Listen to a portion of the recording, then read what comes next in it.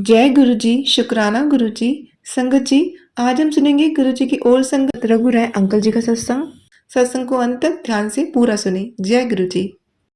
पहली बात तो ये कि जो ये सारी तस्वीरें आप देख रहे हैं, ये सारी गुरुजी ने मुझे प्रिविलेज दिया था खींचने के लिए। तो ऐसा था कि हमने जब गुरुजी के पास आना शुरू किया तो उनके वहां पे छोटे मंदिर में 2-3 तस्वीरें लगी हुई थी, तो जो इतनी खूबसूरत नहीं लग रही थी। तो मैंने कहा, गांधी ने मुझे कहा कि देखो रघु राय कि गुरुजी हमारे इतने शानदार इंसान और उनकी तस्वीरें अच्छी नहीं है, तो गुरुजी की तस्वीरें खींचनी। मैंने कहा बिल्कुल खींचे। तो हम गुरुजी के पास दोनों हाथ जोड़ के गए कि गुरुजी हमें अच्छी अच्छी तस्वीरें बनानी है। तो गुरुजी कहने लगे, हाँ हाँ जरूर बनाएंगे, ठीक है, बताऊंगा। तो दसांगा चाहूँ, बट इट डिडंट हैपन। तो फिर एक दफे हमने फिर से बात की। उन दिनों शाम को हम 7 बजे से लेकर 10 बजे तक गुरुजी को मिलते थे छोटे मंदिर में। तो इसी तरह बड़े हफ्ते बीत गए। तो एक दिन मुझे क्या सूझा, मैं घर से निकल रहा था गुरुजी के वहां आने के लिए, तो मैं घर से कैमरा उठा लाया। तो मैंने गुरुजी के चरणों को छुआ और कैमरा रख दिया। कहते हो तू कैमरा लेके आ गया? मैं कहा हाँ जी गुरुजी। कहते ठीक है, खींच लो। So this is how we started and we did a beautiful book on Guruji. तो गुरुजी जो थे वो जितने भी गुरु आजकल मार्केट में हैं या सरकारी गुरु हैं या जो भी हैं, हमारे गुरुजी ऐसे नहीं थे। वो उनकी शक्ति जो थी वो शिव शक्ति थी और बड़े ही शक्तिमान थे। तो शुरू में तो जब मैं आया तो मैं पहले उनको बड़े एनालिटिकली देखता था, क्रिटिकली, क्योंकि मैं पत्रकार हूं और हमारी आदत होती है कि हर एक को बड़े क्रिटिकली एनालिटिकली देखना।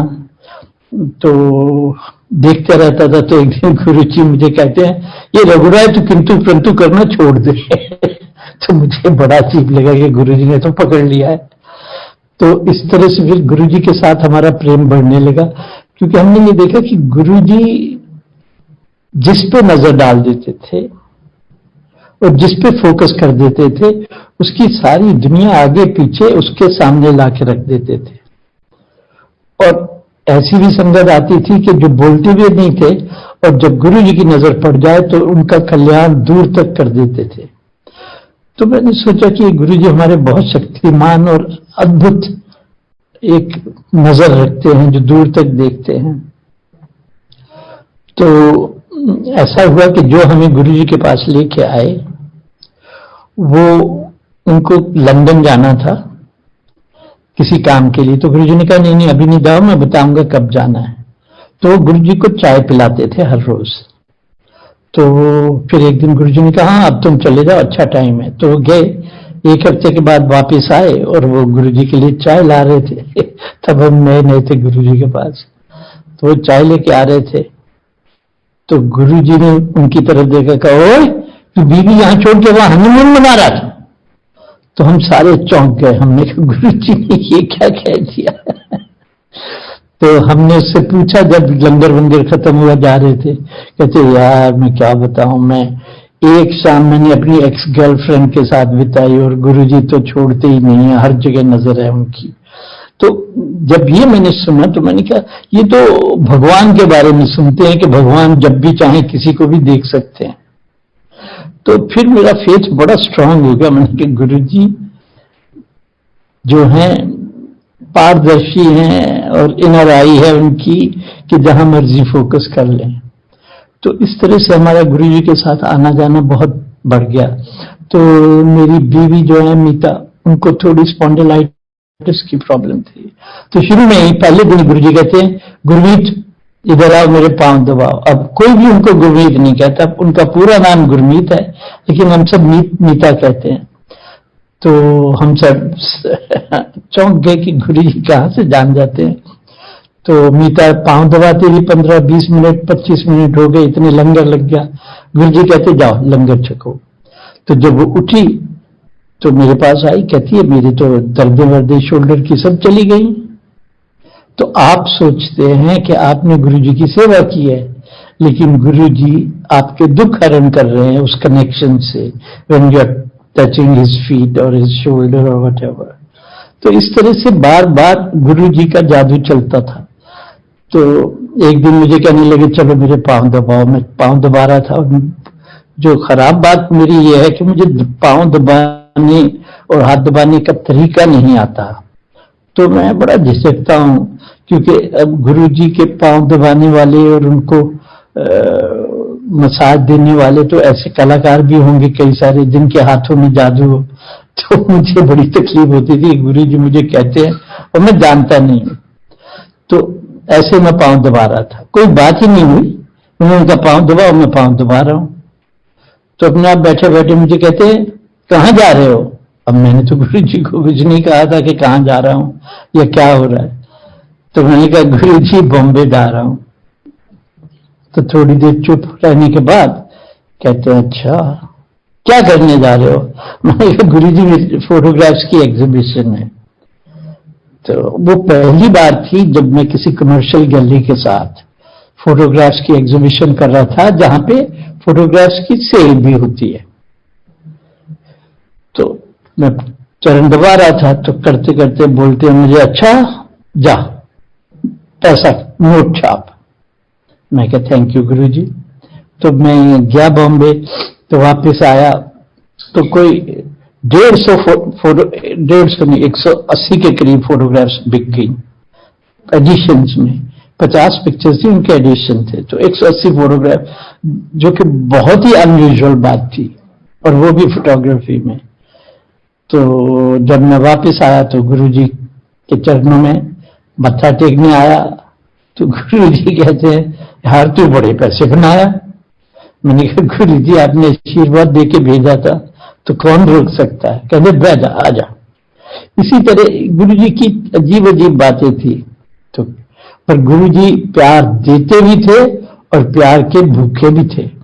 तो एक दिन 31 दिसंबर की बात थी कि एम्पायर स्टेट में, जहां गुरुजी का छोटा मंदिर है, तो साथ ही उनके खोसला आंटी रहते थे, और खोसला आंटी का बेटा जो है सत्यशील, वो मेरा पुराना दोस्त है।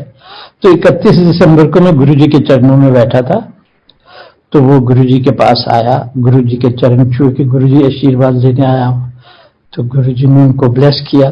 फिर कहते गुरुजी ये मेरा दोस्त आपके पास बैठा है आपके चरणों में, इसको भी भेज देना, आज पार्टी है। और फिर जाते वक्त मेरी तरफ देख के कहने लगा कि जरूर आना है, भूलना नहीं है। मैंने कहा ठीक है। तो मैं तो गुरुजी के चरणों में बैठा था आनंदित होके। तो आधे पौने घंटे के बाद गुरुजी ने मुझे कहा जा रघुराय पार्टी कर, क्या विस्की शिस्की पी क्या जा। तो मैं कहा ठीक है गुरुजी। मैं उठ के पड़ा, तो मैं साथ ही तो था, दूसरा घर उनका था, तो मैं चला गया। तो वहां उनके घर में भीड़ लगी हुई थी, उनके मेहमानों की और दोस्तों की, और एकदम से खचाखच भरा हुआ। और कहा गुरुजी के चरणों में ताजगी में मैं बैठा था। तो मेरे दोस्त ने मेरे लिए एक छोटा ड्रिंक डाला, और मैं ड्रिंक जो है 10-12 मिनट में मैंने खत्म कर लिया, छोटा सा था। और मुझे किसी से कोई कनेक्शन नहीं बन रहा था, किसी के साथ भी, तो मैं बोर हो रहा था। तो मैंने कहा छोड़ो ना यार। तो मैं छोड़ा, और वहां से 20-25 मिनट में वापस आया। तो जब मैं अंदर आ रहा था तो गुरुजी ने मुझे दूर से देखा। गुरुजी का चेहरा प्यार से खिल गया, और बोलते ओए तू वापस आ गया, तेरा वहां जी नहीं लगा। मैंने कहा गुरुजी आप इतने पास बैठे और मैं वहां पार्टी करूं, ऐसे कैसे हो सकता है? तो मतलब उस वक्त गुरुजी की आंखों में इतना प्यार था कि देखो ये पार्टी छोड़ के वो मेरे चरणों में बैठने आया है। तो जब गुरु प्यार देता है तो उसको भी प्यार की ही आवश्यकता होती है, ताकि उस प्यार में मल्टीप्लिकेशन हो। तो ऐसी बहुत कहानियां होती रही हमारी जिंदगी में, और मैंने ये देखा कि इतने भांति भांति के लोग, भांति भांति की संगत तरह तरह से कनेक्ट करते हैं गुरुजी से, और गुरुजी भी उनसे उसी तरह भांति भांति भिन्न भिन्न प्रकार से गुरुजी उनको ब्लेस करते हैं, उनसे रिलेट करते हैं। पर जो मेरी जो सबसे कीमती कहानी है, दो हैं।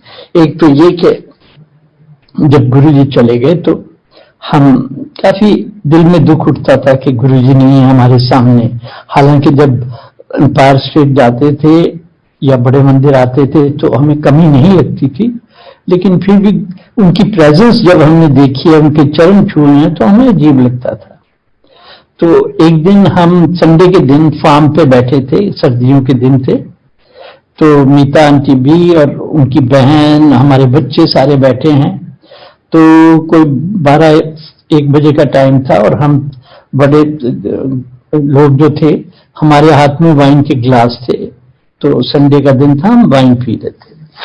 तो नीता मुझे पूछने लगी कि देखा ना, बड़े दिन हो गए ना, गुरुजी के साथ कोई भी कनेक्शन, कोई वार्तालाप नहीं है। तो मैंने कहा कि ये तो कोई हमारे बस की बात नहीं है, जब गुरुजी करें तो करें, हम कैसे कनेक्ट करें। तो मैंने इतना कहा तो एक बटरफ्लाई आई, तो मेरे चक्कर काटने लगी बिल्कुल मेरे सिर के पास पास। तो जब 1, 2, 3, 4 इस तरह से कई चक्कर काटने लगी, तो मैंने कहा लो गुरुजी आ गए। तो चक्कर ही काटती गई बटरफ्लाई मेरे। तो मीता की बहन जो थी वो कभी गुरुजी से मिली नहीं है, तो उसने बड़े जोकिंगली कहा, रे तुम्हारे गुरुजी आ गए तो गुरुजी को वाइन पिलाओ ना। तो उसने इतना कहा, मैं हाथ में गिलास पकड़े हुए हूं, तो जो बटरफ्लाई थी वो गिलास के किनारे पे आके बैठ गई, लेकिन वाइन जो थी कोई 2-3 इंच नीचे थी उससे, किनारे से। तो वो बैठी है। मैंने कहा ले गुरुजी आ गए वाइन के लिए। तो वो फिर मजाक करती, कहती अरे वाइन तो नीचे है। तो वो बटरफ्लाई नीचे गई ग्लास के अंदर, वाइन को टच किया और फिर मेरे चक्कर काटने लगी। तो पुरवई मेरी बेटी, जो सबसे छोटी बेटी है, वो कोई 5-6 फुट दूर बैठी थी। तो वो देख के कहने लगी, पापा जब गुरुजी से, तब भी हमारे साथ कभी बात नहीं होती थी, अभी भी नहीं होती। तो बटरफ्लाई सीधी मेरी बेटी पुरवई के चक्कर काटने लग गई, काटती रही। उसके चक्कर 6-7 काटे, फिर नीता साथ बैठी थी। तो फिर नीता, जो कि गुरुजी से बहुत प्यार करती थी और बड़ी भगत है, तो उसके चक्कर काटने लगी बटरफ्लाई और फिर उसके सिर पे जाके बैठ गई। तो ये सिलसिला जो था कोई 10-11 मिनट तक चला, और ये हम, उसके बाद हमें ये कन्विंस हो गया कि गुरुजी को अगर आप पूरे दिल से याद करो तो गुरुजी दूर नहीं है। तो इसी तरह अक्सर बातचीत होती रहती थी। एक दिन क्या हुआ कि हम छोटे मंदिर में एम्पायर स्ट्रीट में जा रहे थे, तो 4-5 आंटी आ रही थी जो बड़े दिन के बाद मिली थी, क्योंकि अब गुरुजी तो वहां विराजमान नहीं थे। तो बड़े दिन के बाद मिली, अरे रघु अंकल बड़े दिन के बाद आपको देखा है, गुरुजी से कोई कनेक्शन है? मैंने कहा है क्यों, आप आइए ना, हमें गुरुजी अभी लेने आएंगे। तो मैं उनके साथ वॉक किया गेट तक, गुरुजी के गेट के पास में जाके रुक गया। मैंने कहा अभी गुरुजी हमें लेने आएंगे। मैंने ये स्पॉन्टेनियसली मेरे मुंह से निकल गया, क्योंकि अक्सर मैंने जब गुरुजी से तो ये फील करते थे कि कई दफे हम वहां गेट पे पहुंचते थे, गुरुजी की महक आती थी, जैसे गुरुजी हमें रिसीव करने आए हैं, अंदर ले जाएंगे। तो मैंने कहा नहीं, गुरुजी अभी आएंगे। तो हम सारे आंटी और मैं, हम हाथ जोड़ के आंखें बंद करके खड़े हुए ही थे कि गुरुजी की फ्रेग्रेंस ही फ्रेग्रेंस हो। आंटीज तो पागल हो गई कि तुमने तो कमाल कर दी। तो ऐसी तो इतनी कहानियां हैं कि पूछिए नहीं, जिनका कोई अंत नहीं है। लेकिन जो भी रिसेंट कहानी थी लास्ट ईयर, कि मुझे पेरिस से फोन आता है कि भाई हम दुनिया का सबसे बड़ा अवार्ड देने जा रहे हैं फोटोग्राफी में, और हमने 16 फोटोग्राफर लिस्ट किए हैं दुनिया भर से, तो उसमें आपका भी नाम है। मैंने कहा थैंक यू वेरी मच। तो फिर कहने लगे कि अगर आप को पूरा नॉमिनेशन मिल गया तो आप एक्सेप्ट करेंगे? तो मैंने कहा हाँ हाँ क्यों नहीं करूंगा। तो मैंने कहा कौन कौन से नाम है? तो उन्होंने जो नाम बताए, जेम्स नाचवे, लियोबोविट्स, ऐसे ऐसे बड़े बड़े नाम, जो वहां कोई अमेरिकन है, कोई फ्रेंच है, कोई जर्मन है, जो वहां कई साल से हमसे भी सीनियर। तो फोन रख दिया। नहीं, उन्होंने कहा कि हमें 2 दिन लगेंगे सारे पोर्टफोलियोज देखने में, और फिर हम आपको परसों शाम को बताएंगे कि क्या रिजल्ट है। पर मैंने सोचा कि ये एक तो कह रहे 16 फोटोग्राफर चुने हैं और उसमें आप भी हैं, और आप एक्सेप्ट करेंगे, मुझे क्यों पूछ रहे हैं अगर ये लोग उसके करीब नहीं है रिजल्ट के। तो खैर मैंने फोन रख दिया। तो मीता भी थी, अग्नि भी थी, हम वहां श्रीनगर में बैठे थे, फोटोग्राफ कर रहे थे, शूट कर रहे थे। तो मैंने उनको बताया, मैंने कहा देखो यार, गुड न्यूज यार कि ऐसा हुआ है, और मेरा भी नाम उन 16 फोटोग्राफर में है। तो फिर मैंने सोचा कि ये इतने बड़े बड़े नाम, मुझसे भी सीनियर लोग हैं जिनके काम हम एडमायर करते हैं। तो मैंने सोचा अरे यार, मैं तो किसी को मिलता हूं ना, आता हूं ना, जाता हूं, तो ये तो ठीक है, मेरा नाम 16 में आ गया, पर ठीक है। तो मैं ऐसे ही बैठा सोचा ही था कि एकदम से मुझे ख्याल आया कि मैंने कहा अरे, अगर गुरुजी ने बटन दबा दिया तो कौन रोक सकता है। तो उन्होंने मुझे कहा था कि मतलब the day after they will let me know the result. तो मैंने कहा ठीक है, अभी तो टाइम है जो भी है, पर गुरुजी ने बटन दबा दिया तो कौन रोक सकता है। 2 घंटे के बाद मुझे फोन आ गया कि mister Rai you won it. मैंने कहा कैसे जी? कहते हैं कि everybody finally they didn't want to see other photographers work anymore because yours was the best portfolio, so everybody voted that let's not waste time. तो अब ये जो था अवार्ड इतना बड़ा था कि उसमें बहुत बड़ा अमाउंट भी था, और दूसरी बात ये थी कि दुनिया के लिविंग फोटोग्राफर्स में से who is the best kind of award it was. तो ये गुरुजी की कृपा के बिना तो हो ही नहीं सकता है। तो ऐसी कृपा है गुरुजी की। और अभी भी मैं छोटे मंदिर गया था, वहां लंगर किया, माथा टेका, गुरुजी की यही ब्लू बैकग्राउंड वाली तस्वीर लगी थी, तब से लगी हुई है। तो मैं गुरुजी की तरफ देख रहा था, और उनकी गद्दी जहां हम उनको मिलते थे, कि गुरुजी जहां विराजमान होते थे, तो मैं बड़ा इंटेंसली फोकस करके गुरुजी के चेहरे फोटोग्राफ को देख रहा था, जो लविंग स्माइल इसमें है, और साथ गद्दी को देख रहा था। और मैं सोच रहा था गुरुजी आप अगर यहां बैठे होते तो कितना आनंद होता। पर फिर मुझे ख्याल आया जब मैंने आंखें बंद की कि सचमुच में फिजिकली अगर गुरुजी मैं उनको छू नहीं सकता हूं, उनकी एनर्जी और उनकी प्रेजेंस इतनी स्ट्रांग है आज भी कि सिर्फ यही है कि बस आप छू नहीं सकते हैं, but he is always there for us. तो ऐसी ऐसी बहुत सारी बातें होती रही इन बिटवीन भी। और मेरी बेटियां जो हैं, जब गुरुजी के चरणों में जाते थे तो एक 6 साल की थी और एक 8 साल की थी, और आज वो जवान 24 साल की और 26 साल की हो गई हैं। और आजकल देखिए, आजकल के लड़के लड़कियां ड्रग्स लेते हैं, मूवीज देखते हैं, भागते हैं, पार्टीज करते हैं, दारू पीते हैं।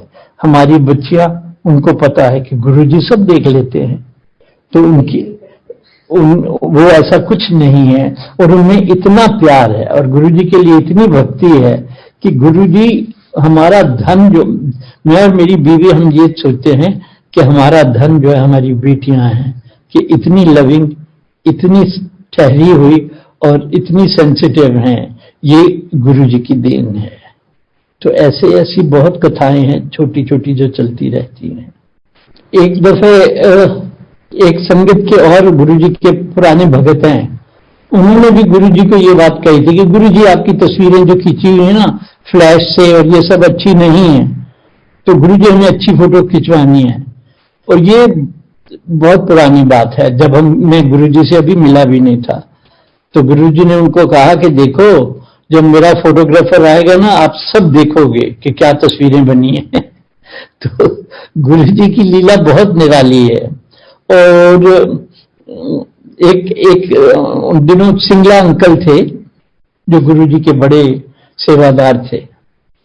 तो वो बेचारे लोअर मिडिल क्लास के बंदे हैं, तो उन्होंने एक सेकंड हैंड मारुति खरीदी, जिन दिनों मारुति चली थी कार। तो वो he could afford only a second hand car. तो जिन्होंने उनको बेची तो उन्होंने कहा कि भाई 18 किलोमीटर देती है एवरेज। तो उन्होंने खरीद ली सेकेंड हैंड मारुति। अब सेकेंड हैंड मारुति 18 किलोमीटर कैसे दे? तो he used to be very disappointed कि यार मैंने गाड़ी खरीद ली और इतनी महंगी पड़ रही है, ये 12-13 भी नहीं देती है। तो अब गुरुजी से आप ऐसी बात नहीं करते ना कि गुरुजी देखो मैंने सेकेंड हैंड खरीद दी और कुछ नहीं, मेरी कंजम्पशन ज्यादा है। बट वो गुरुजी का भगत था, रेगुलर बेसिस पे तो गुरुजी के पास आता था, तो गुरुजी तो पढ़ लेते हैं ना कि कौन किस कहाँ पे किस मुश्किल में है। तो फिर जब गुरुजी के पास आने के बाद उसने अगली बार जब पेट्रोल भरवाया तो उसने देखा कि उसकी तो एवरेज 18 किलोमीटर हो गई है। तो वो इतना खुश था कि गुरुजी के चरणों में आके माथा टेका। तो गुरुजी उसको कहते हैं अब ठीक है, तेरी एवरेज हो गई 18 किलोमीटर। तो गुरुजी जो है कुछ भी कर सकते थे। और एक संगत वाले हमें बता रहे थे कि उन्होंने गुरुजी ने पंजाब जाना था और गाड़ी मांगी कि भाई आप एक गाड़ी और ड्राइवर भेज दो। तो संगत वाले ने गाड़ी तैयार करके ड्राइवर के साथ और उसको पैसे वैसे दे के कि ध्यान रखना, पेट्रोल भर लेना, ध्यान करना।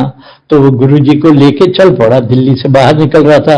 उसने सोचा कि चलो मैं थोड़ा पेट्रोल टैंकी फुल करा लूं ताकि रास्ते में रुकना ना पड़े कहीं भी। तो गुरुजी कहते कहाँ जा रहे हो? कहते गुरुजी पेट्रोल डलवा लूं। कहते नहीं कोई जरूरत नहीं है। तो उसने कहा नहीं गुरुजी बहुत कम है। कहते नहीं चलो। तो बेचारा डर के मारे चल पड़ा कि मेरे बॉस के गुरुजी हैं। तो फिर जो नेक्स्ट पेट्रोल पंप लास्ट उसे दिखाई दिया, फिर वो उधर मुड़ गया कि गुरुजी पेट्रोल भरना। उसमें क्या गुरुजी ने कहा नहीं कोई जरूरत नहीं, तो चल तेरी गाड़ी रुकेगी नहीं कभी। तो गुरुजी ले गए उसको पंजाब। 3-4 दिन वहां घुमाते रहे, कोई पेट्रोल नहीं भरा गया, कुछ नहीं हुआ। तो वो ड्राइवर तो बड़ा खुश कि ये तो चमत्कार ही चमत्कार है। तो फिर वो गुरुजी को लेके वापस आया। गुरुजी को उसने उतारा तो गुरुजी ने उतरते ही उसको कहा कि अब जाके जो भी पेट्रोल पंप आए वहां पे गाड़ी में पेट्रोल डलवा लेना। तो उसने सोचा कि अरे 4 दिन से गाड़ी पंजाब में घूम रही है, घूम के वापस आ गई है, अभी तो घर तो पास ही है, अब क्या जरूरत है पेट्रोल डलवाने की। तो एक पेट्रोल पंप आया, उसने नहीं भरवाया तो गाड़ी रुक गई। तो गुरुजी तो ऐसी ऐसी अद्भुत बातें करते थे। अच्छा, एक गुरुजी की संगत और थी जो बड़ी लाजवाब स्टोरी मुझे लगती है कि उनके बेटी थी और वो गुरुजी के बड़े भगत थे। तो उनकी बेटी थी 3-4 साल की। तो वो लेडी जो थी फिर प्रेग्नेंट हो गई। तो प्रेग्नेंट हो गई तो अब उनकी ये अभिलाषा थी कि अब तो इस बार तो बेटा ही होना चाहिए तभी बात बनेगी। तो उन्होंने 2-3 महीने या 4 महीने, पता नहीं मुझे याद नहीं है, तो उन्होंने स्कैन कराया बीवी ने जाके। हस्बैंड तो नौकरी पे गए थे, वो पीछे से जाके उसने सोचा पता ही कर ले कि लड़का है या लड़की। तो उसको पता चला कि ये भी लड़की है। तो जब उसके हस्बैंड आए तो उसने बताया कि भाई ये भी लड़की है। तो उनके पति ने कहा कि भाई क्या जरूरत थी तुम्हें ये सब करने की, क्योंकि ये तो उसकी देन है, नेचर की देन है जो हम बदल नहीं सकते। और तुमने क्यों ऐसे किया? अब ऐसे ही परेशान होकर बैठी हो, बेटा नहीं है। तो खैर अब ऐसी बातें भी आप गुरु से अपने से नहीं करते कि देखो जी मेरी दूसरी बेटी आ रही है, because nobody can think that your Guru can change the gender. तो ये चलता रहा। पर गुरु जी जो हैं वो अंतरात्मा और सारे अंदर तक जानते हैं कि कौन कहाँ पे क्या है और क्यों ऐसा सोच रहा है, कैसा जी रहा है, या क्या उनके सुख हैं, क्या उनके दुख हैं। पर जब डिलीवरी हुई तो वो लड़का हुआ तो वो इतने एक्साइटेड हुए कि गुरुजी के चरणों में आए बच्चे को लेके। तो गुरुजी ने दूर से कहा कि भाई अब तो ठीक है, दूसरा लड़का हो गया, पहली लड़की अब दूसरा लड़का। तो गुरुजी बताते भी नहीं कि कहां पे वो क्या करने वाले हैं। तो ऐसी ऐसी इतनी अद्भुत कहानी। और नई संगत, इतनी नई संगत की भिन्न भिन्न कहानियां हैं कि पूछिए नहीं। बल्कि हमें तो थोड़ी जेलसी होती है कि नई संगत को गुरुजी बहुत लाड लड़ा रहे हैं। तो गुरुजी हमारे ऐसे अद्भुत क्या कहेंगे, मिरेकल मैन ही वॉज। और ये भी कि जब मैं चला जाऊंगा तो इतनी शक्ति छोड़ के जाऊंगा कि अभी तो आप सीधे चले आते हैं मेरे पास, तो फिर आप लाइनों में लग के आओगे। और आज वही सच है कि जब उनका बर्थडे होता है, शिवरात्रि होती, बड़े मंदिर में लाइनें लगी होती हैं 2-2 किलोमीटर, गाड़ियां रोक के उनको बसेस में लाया जाता है। और जब गुरुजी थे तो हम 150-200 लोग हर शाम को मिलते थे। ये बात दूसरी है कि पंजाब में और बाकी जगहों पे उनके बड़े भगत लोग हैं, लेकिन वो यही है कि गुरुजी कहने लगे कि इतनी शक्ति छोड़ के जाऊंगा। तो मैं ये भी सोच रहा था कि ऐसी क्या बात है। तो ये समझ में आया कि जब गुरुजी मतलब ह्यूमन फॉर्म में थे तो किसी का दुख निवारण करते थे तो उनके थ्रू जाता था, किसी को ब्लेस करते थे तो गुरुजी को खुद को फिजिकल प्राइस देनी पड़ती थी। अब जब वो ह्यूमन बॉडी में नहीं है तो उनकी एनर्जी और जो शक्ति छोड़ गए हैं वो इतनी पावरफुल है कि वो जो है उस कोई भी जो ईमानदारी से, प्योरिटी से वहां दिल लगाता है तो बहुत, देखिए इतनी जो संगत बढ़ गई है, हम सभी लालची मतलबी लोग हैं और इसीलिए जाते हैं कि गुरुजी का आशीर्वाद मिल जाए, हमारा ये काम हो जाए, हमारा वो काम हो जाए। तो इस तरह से संगत जो है इतनी बढ़ गई है इसलिए कि सबको वहां शक्ति और वहां पे उनको ब्लेसिंग्स मिलती हैं और उनके कल्याण होते हैं। हाँ, मुझे एक बात और याद आ गई कि जब हम छोटे मंदिर में एम्पायर स्टेट में मिलते थे तो कभी कभी वो हमें कुछ 8-10 लोगों को कहते थे, अरे बैठ जाओ, अब क्या घर जाना, मेरे पास ही बैठो। तो एक दिन इसी तरह वहां बैठे बैठे 12 बज गए, तो फिर बैठे बैठे कहते चलो बड़े मंदिर चलते हैं। तो मीता को कहते हैं चलो तुम्हारी गाड़ी में चलते हैं। तो गुरुजी मीता के साथ आगे बैठ गया, हम पीछे बैठे थे, मेनका गांधी भी हमारे साथ थी। तो मीता ने जल्दी से जब गुरुजी बैठे तो कीर्तन लगा दिया। तो गुरुजी कहते हैं अरे अब भगवान, रात हो गई, आधी रात हो गई, भगवान को भी सोने दो, छोड़ो ना, कुछ और लगाओ। फिर हमने पंजाबी गीत लगाए। तो फिर हम वहां गए, गुरुजी हमें बड़े मंदिर ले गए। तो ये मैंने कहा तो चली गई घंटे भर में, पर हम बैठे गुरुजी के साथ। तो फिर गुरुजी क्या करते थे, कभी कड़ा प्रसाद आ रहा है, कभी बर्फियां आ रही हैं, कभी कुछ आ रहा है, और इतना खिलाते पिलाते थे और इतना लाड लडाते थे कि पूछो ही नहीं। तो वहां बड़े मंदिर में तो हम कुछ 6-7 लोग थे और गुरुजी थे। तो गुरुजी तब बड़े इनफॉर्मल हो जाते हैं, तो वहां पे गुरुजी नीचे कारपेट पे बैठ गए हमारे साथ। तो मीता और 2-3 लेडीज थोड़ा दूर बैठी थी, तो मैं गुरुजी के पास बैठा था। तो अब सुबह के 5 बज गए हैं बैठे बैठे। अब मेरी तो नींद के मारे बुरी हालत हो रही थी। तो मैंने कहा क्या करें यार, नींद बड़ी आती है और गुरुजी इतने प्यार से बिठाए हुए हैं। तो मैंने ऐसे ही सोचा, ही मारते हैं गुरुजी को। मैंने कहा गुरुजी आप कब सोते हैं? तो गुरुजी कहते ले कहा, मैं सोता ही नहीं था, खाता भी नहीं था, कभी थोड़ा बहुत खा लिया, कभी सो गए। अब जब से आप लोगों से मिलने लगा हूं तो मैं खा भी लेता हूं, सो भी लेता हूं। तो मैंने कहा मारे गए गुरुजी तो मेरा हिंट ही नहीं पकड़े कि हमें नींद आ रही है। तो मतलब इस तरह से था कि गुरुजी लेटे हुए, मैं 2 फीट भी दूर नहीं था, उनके पास बैठा था। तो गुरुजी बड़े प्यार में आराम में थे लेटे हुए और मैं पास बैठा हूं। और गुरुजी जब ऐसे संगत चली जाती है तो अपने ट्राउजर और बुशर्ट में बदल लेते थे। तो बुशर्ट पहनी हुई थी, गर्मियों के दिन थे, तो वो नीचे ऐसे लेटे हुए कारपेट पे, मैं बिल्कुल उनके पास बैठा हूं। तो मैंने कहा गुरुजी जब इतना प्यार और इतनी कम्युनिकेशन कर रहे हैं, तो मैंने सोचा, मैंने कहा गुरुजी एक बात बताइए। कहते हाँ। मैंने कहा गुरुजी ये महक कहां से आती है आपकी रोजेस की? तो गुरुजी लेटे हुए थे और उन्होंने अपनी बुशर्ट उठाई और अपनी नेवल, अपनी नाभि की तरफ इशारा किया कि यहां से आती है। तो मैं एकदम से, मैं तो पास ही बैठा था, तो मैं एकदम से झुका और इतनी महक कि मैंने गुरुजी की नेवल झट से चूम ली। तो मैं तो धन्य हो गया और इतना आनंदित हुआ कि पूछिए नहीं। तो ऐसी ऐसी बड़ी बड़ी कहानियां और घटनाएं हैं। लेकिन एक बात तो है कि जो मैंने पहले भी कहा कि गुरु के साथ प्रेम बहुत आवश्यक है, और आप करते हैं तो गुरु भी करता है, और अगर आप उनको प्रेम देते हैं तो वो भी प्रेम अब उनको भी चाहिए, गुरुओं को भी, वो भी उनको भी सींचने की जरूरत है जैसे वो हमें सींचते हैं। तो ये जो बात है बड़ी कीमती है कि ये हम ये ना सोचे कि वो ही हमें सब कुछ देंगे, हम तो छोटे हैं, हम तो कुछ भी नहीं है, ऐसा नहीं है।